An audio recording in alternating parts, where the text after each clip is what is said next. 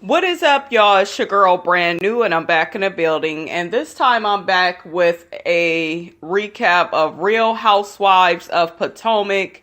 This is season 3, episode 8. So it pretty much starts out with Charisse calling out Karen for Ray asking Karen for a divorce. Remember when Karen and Charisse was filled with them drinks, Karen had mentioned that to her, which I felt was a really bad idea. Charisse, I don't trust Charisse. Charisse to me is nobody's friend. Her and Karen have been through the most shit on here, it seems like. These women, I'm beginning to look at them, you guys, and they're very hypocritical.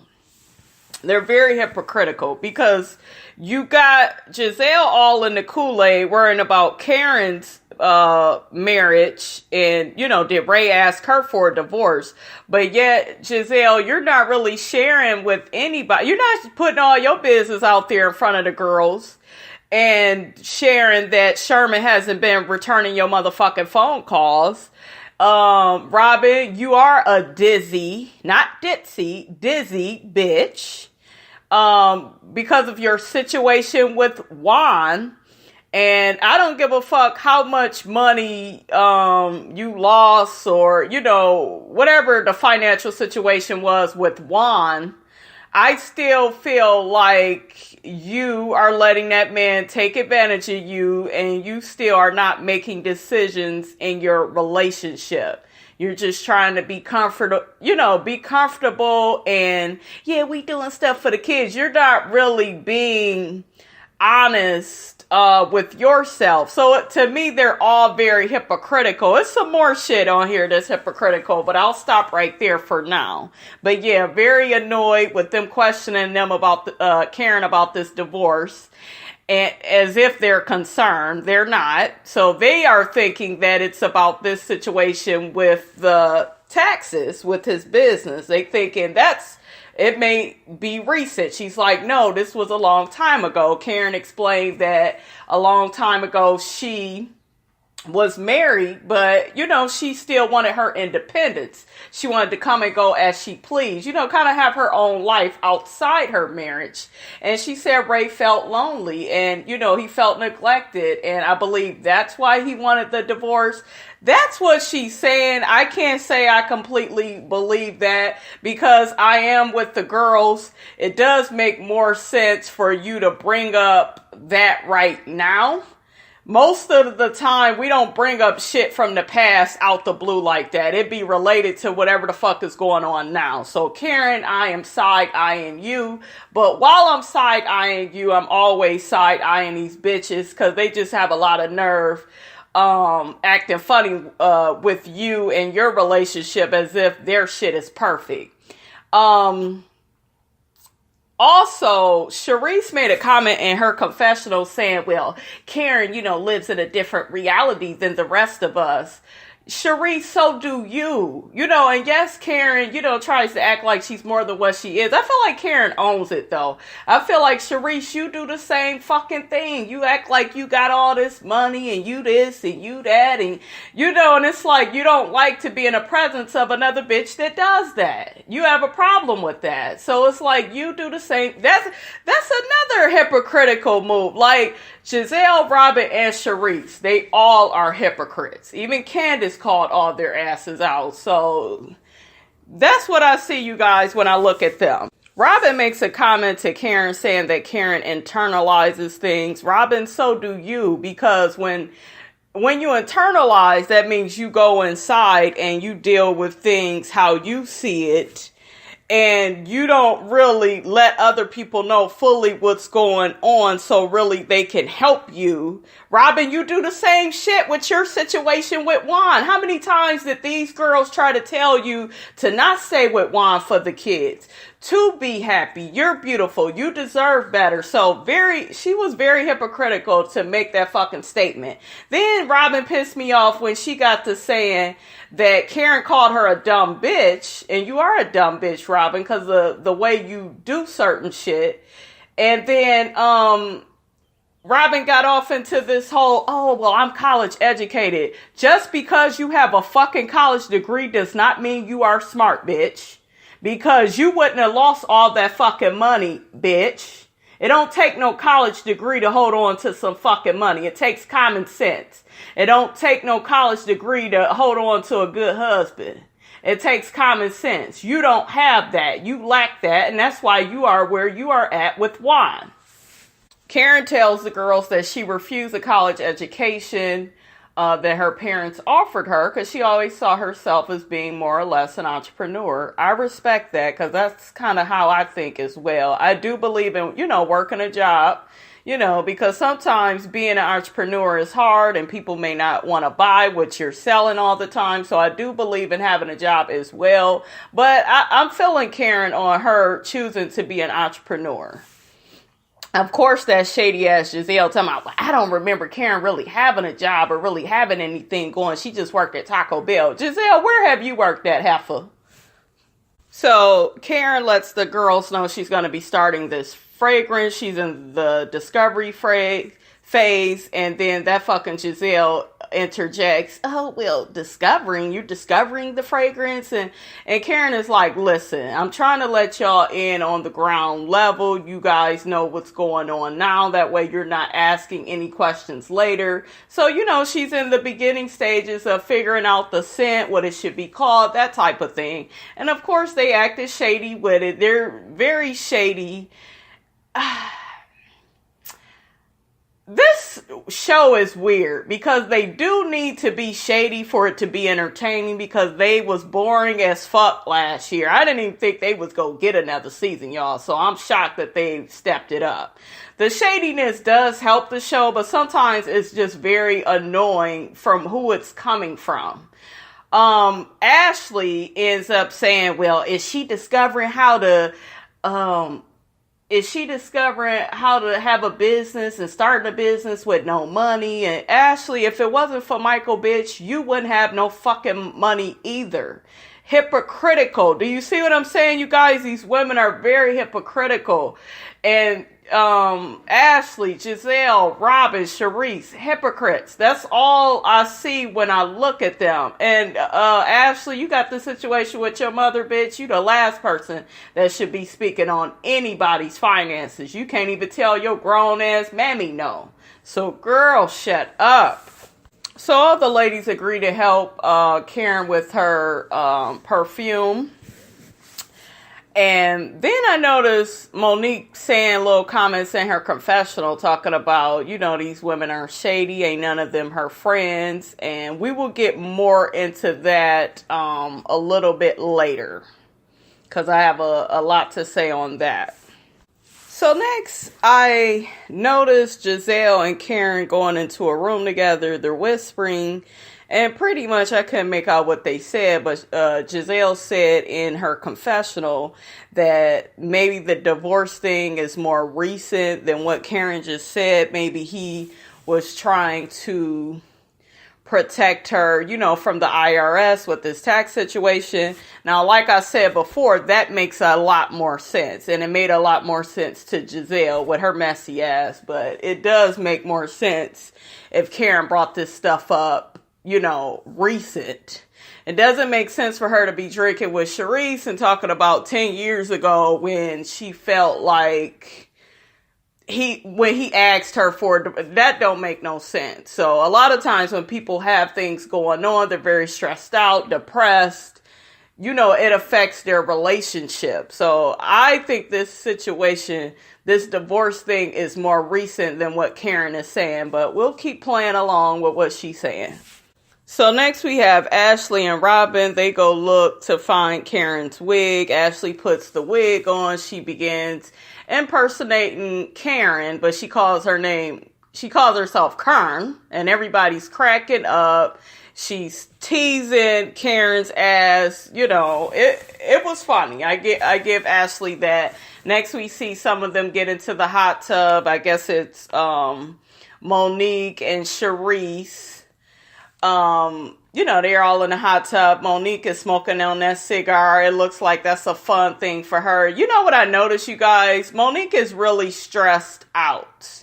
She's really stressed out. I don't think she has been, I don't think she's been dealing with the miscarriage all that well. I think that's probably why she may be drinking a lot more. I know being even a single parent it could be very stressful. And, she's married and does have more support. But still, when you have two kids that's really young, it could be stressful. So I don't make her out to be an alcoholic the way the other women have on the show. I just think she is at a very stressful point in her life. And I think the accident happened as a wake-up call. Nothing more, nothing less. It's a wake-up call. Monique is human just like all of us have.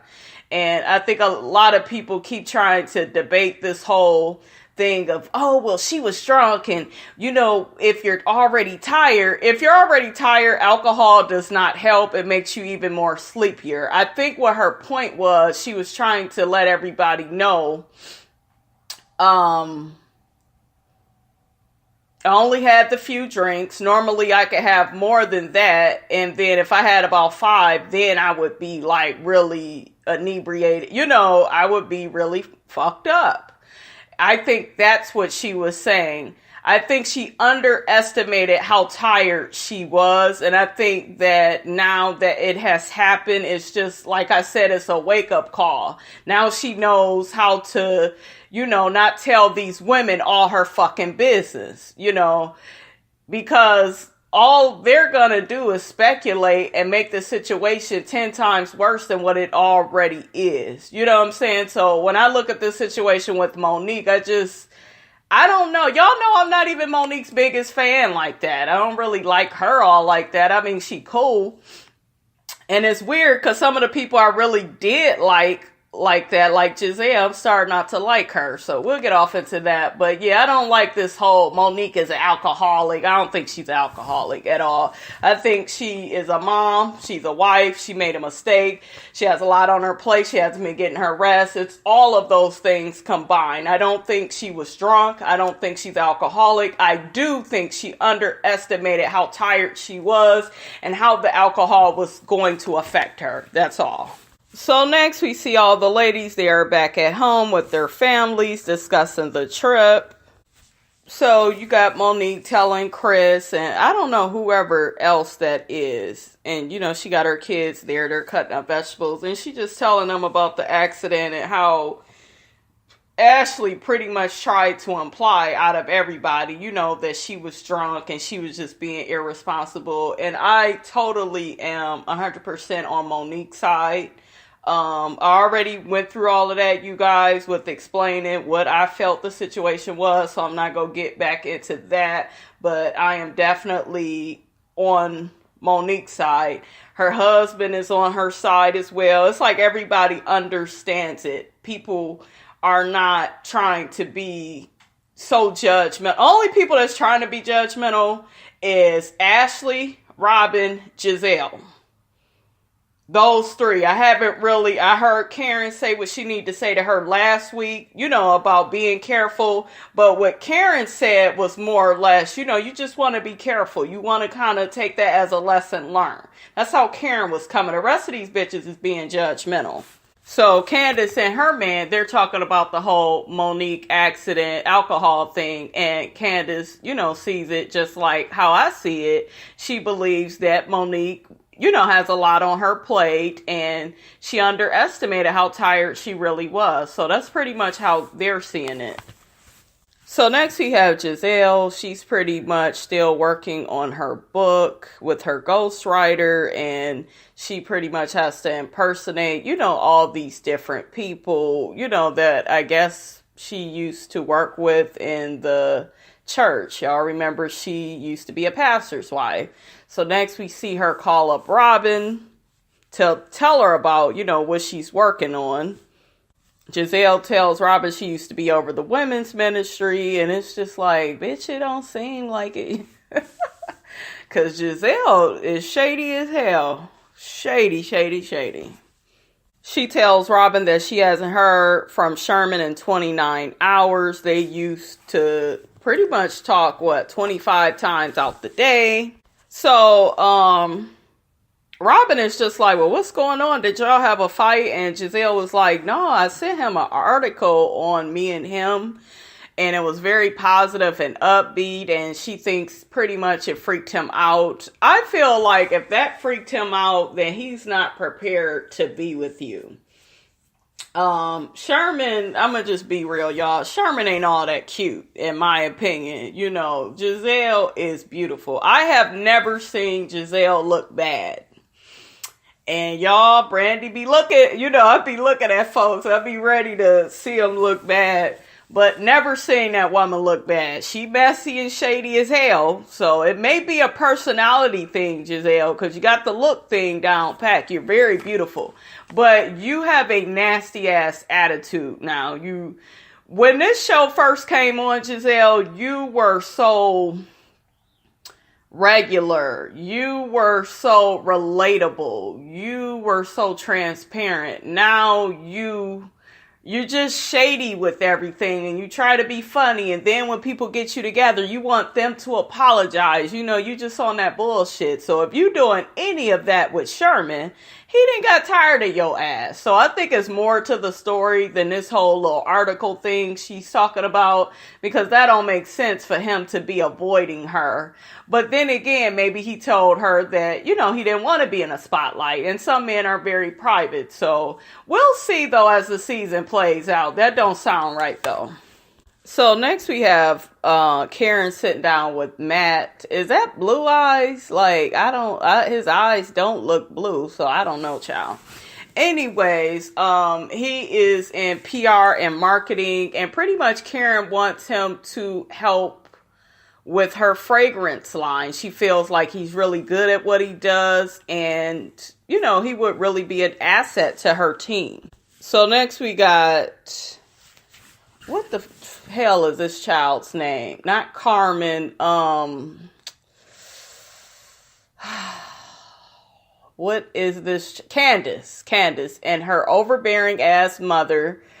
They're looking at tables for the wedding, and already it's a fucking problem. I think why do I keep forgetting her name? Candace wants rectangular, and the mother is like, but don't you think round would be better? Like, already bringing in that combative energy of I'm paying for it, it need to be my way. Honey. So Candace is already in the confessional. Well, my mom just wants everything her way. Of course, bitch, if she's paying for it, you already know that's going to be her attitude towards this wedding. So you need to separate your finances from your mother, and then, you could tell her, well, Mom, we won't be doing it your way. We're going to do it my way because I'm spending my money. That's how you handle that. One thing I want to mention about Candace, I know that Giselle had called her a dumb cheerleader, and she kind of do have a little bit of that to her. I do like Candace now ever since she done gathered everybody's ass together, got their ass together. Candace is naive though. She doesn't get that her mother spending all her money on her and, taking care of bills for the house, and what is she, part owner of the house? She doesn't really grasp how that's bad. She just feels like, oh, well, it's my mother, and, and it's not good. So next we have the wedding planner, and she's pretty much telling Candace, you got 250 guests coming. You talking about you want this flower bed thing, and she's just like, how much your budget starting out is just, I guess the minimum is what, at 100,000? And then Candace wants the 2 dresses and this flower bed thing. And, and it's just like, you want too much. You're going over budget. Then the mother lets her know, oh, well, I'll do the 100,000, but you need to call your dad. That way he could chip in on the extra 20,000. And then it gets off into this whole thing with the mother, letting her know that, yeah, you get married and all, but real life can hit. And she ends up telling Candace how, your father, no shade, but he wasn't really there for you growing up. I was always there for you. And then Candace, she begins crying. She doesn't want to hear all of this. And she's just like, well, I feel like you are kind of warning me about what's going to happen to me. Just because that happened to you, that doesn't mean that that's my situation. So, I felt where both of them honestly was coming from, because now that I'm a mother, there's going to be all types of things I'm going to warn my daughter about. And it's not because I don't think she can find her own happiness. I just want her to be realistic. And I think that's where Candace's mother was coming from. But then Candace shared that her father, he didn't really just leave her.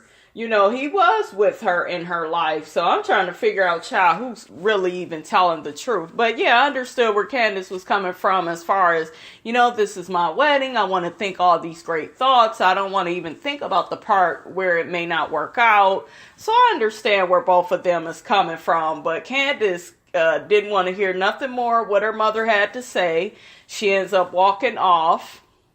And the mother explained to us that it's been like this for a long time, that Candace tends to see things through rose-colored glasses.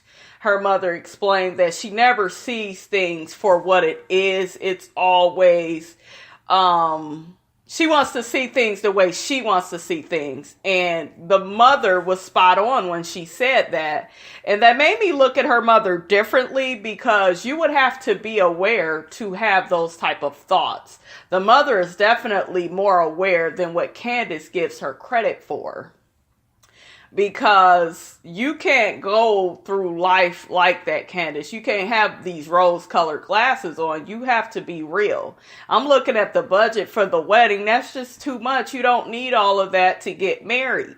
Then you're not even using your money, using other people's money. So it's just like, you need to get real about that. Okay, so next we have this situation with Ashley and her mother, and the mother's talking about how she needs to get away. Bitch, you don't need to get away. It sounds like you being put out and you trying to be sneaky about it. I don't like Ashley's mother, you guys. She's not a mother. At one point when I was reviewing this, I thought she loved her daughter, but she's sneaky, she's manipulative, she's just trifling. She's sitting up here, she keeps trying to tell Ashley to get Michael to talk to her. Ashley is telling her, Michael don't want to be bothered with you. He didn't already gave you thousands and thousands of dollars. He's not trying to take care of your boyfriend. And then the mother going off on her, talking about, don't fucking judge me, Ashley. Don't fucking judge me. It's just like, why are you putting your daughter in this position? Then she goes on to say that, oh, well, Ashley, I'm not a drug addict. I'm not an alcoholic. I'm not a prostitute. I mean, lots of family goes through things, I'm not none of those things. But bitch, I do think you're bipolar or a manic or something. I'm not trying to be funny, y'all, but I do think she has some type of mental health disorder, because definitely she's not a mother to Ashley. Ashley should be able to depend on her. She can't depend on her. That mother is so immature and so just doing whatever she can to hang on to this man. She wants to talk to Michael, I believe, for more money. She keeps saying it's not about the money. Yes, it is, bitch. You want more money out of Michael. And you want him to take care of your fucking boyfriend. He don't want to do that. Ashley, you need to cut this bitch off. Then I knew the bitch was crazy when she said, well, you don't just cut family off. Your man should be encouraging you to do that. And bitch, you have to cut people off that ain't doing you, that's bringing more harm than good. And that's what you're doing with you and your trifling ass boyfriend that's not working and managing bills. And, you expect for other people to take care of your ass. So, I mean, what else can Ashley do? So the mother talking about how she's done asking for money from Michael and Ashley. She's so sick of it. She doesn't like that they're complaining about it. Ashley asked the bitch where she's living at, and the mother talking about, well, we're staying in a hotel. So all that money you were given, bitch, you can't go find no low income place that goes by your fucking income, because I know you crazy or got some kind of, I think Ashley's mother could get a check, y'all. I'm not being funny. I do feel like she needs to apply for some type of mental disability check. I think she could get it. I really do. The way she look and dress. Ashley, where do you get your looks from, girl? Because you beautiful. Mama didn't let herself go, honey. I don't know. But yeah, that mother is no good for Ashley. Cut that bitch off. So next we have all the ladies gathering around to support Karen and trying to help her pick out, the different fragrances she's going to use for her line. Everybody's sitting down and, getting ready to smell some good stuff. Next, we have Monique in her confessional saying that, she's not really going to talk to Ashley like that. She's going to be quiet for most of the night. And I think she was saying, I'm detoxing from them. So it made it seem like she wasn't going to talk to Giselle or Robin either. She gave a little wave to Ashley, but you could definitely tell, there was some type of tension. Okay, so they passing around the different scents, and Giselle and Ashley, they picked the two that they had liked the best. I guess Karen is gonna go with those. Anyways, let's get to the mess. So Giselle and Robin notice that Monique is being really quiet. So they're like, Ashley and Candace, by this time, they on their way to the bathroom. So Giselle is just like, Monique, what's wrong? Is everything okay? And then Monique is just like, well, I'm detoxing from all the bad energy. I'm not really talking with Ashley. And then Robin is talking about y'all was just cool in the hot tub. Everybody was cool. And then Monique was like, well, I was toasted. So, I wasn't even really in my right mind. Now, I'm back sober again. I'm not really trying to fuck with her like that. So Charisse interjects and explains how all of this is about pretty much Ashley insinuating that Monique was drunk when she got into that accident, by saying, she had the 4 drinks instead of the 2. So there's an issue with that whole thing. And so Charisse is like, well, she's gonna address her. And then Monique was like, well, yeah, I'm gonna pull Ashley to the side. It's not a we thing.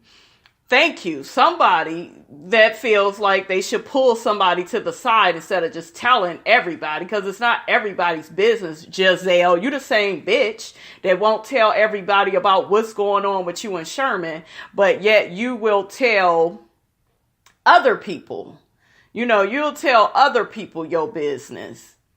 But you won't tell the whole fucking group when something is going on with you. So Giselle messy as hell. No, I think you need to bring it up in front of everybody. You know how we deal with things. Bitch, shut your ass up. Giselle, you messy as hell. Is this why shit ain't working out with Sherman?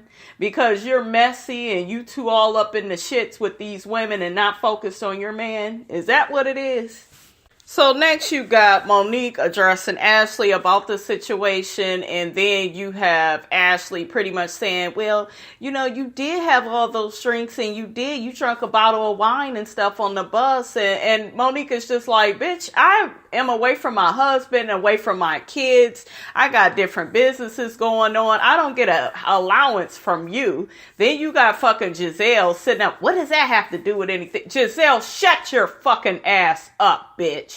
Keep your mouth shut. You have nothing to do with what is going on between Monique and Ashley. So, honey, they going back and forth, getting into it. The white lady is all uncomfortable that Karen is working with. Karen is telling them to shut the hell up or she go put them out. Monique let everybody have it, saying, I'm not an alcoholic. Stop spreading all these fucking lies. Stop trying to make me look like something that I'm not. I was on motherfucking Monique's side. Because I didn't like that shit either. I'm like, why do they keep trying to insinuate that this woman has an alcohol problem? Why? Because that's what bitches do. They're messy like that. They always want you to look a mess, put you in some mess, make you feel lower than what you are. That's what these bitches do and what a lot of bitches in real life do. I know because I've experienced it. Karen puts they ass out, honey. She tells them, y'all ain't got to go home, but you got to get your ass up out of here. So the next thing I know, they're outside, they're arguing. That motherfucking Monique and Robin is getting into it. because Monique is still letting their ass know it's very serious what you guys tried to do. You kept trying to imply that I was drunk and, you know, I got some kind of alcohol issue. And Robin was just like, oh, well, I didn't try to imply that. You're the one that told us what you was doing, and we saw you drinking that wine, and you know, it's just like, Robin, you got all this fucking mouth, bitch, when it comes to some women. Robin is that woman that gets her ass beat from her man, take all types of abuse from her man, but when she get around women, then, you know, she's the big bad bully. She got all this shit to say. So then Monique had an umbrella in her hand. She was like, Robin, you don't come over here. I'd be to whack your ass and I'd be to hit your ass. You don't want these problems. Robin walks her ass over there, getting all in Monique's face. And Monique was like, better bag back, bitch. And Karen gets in the middle of them. And that's where they leave us, honey. That is where I'm at with this episode. I am team motherfucking Monique. Monique, let these bitches have it, okay? Don't forget to like, comment, and subscribe, you guys. It is your girl, Brand New, and I am out.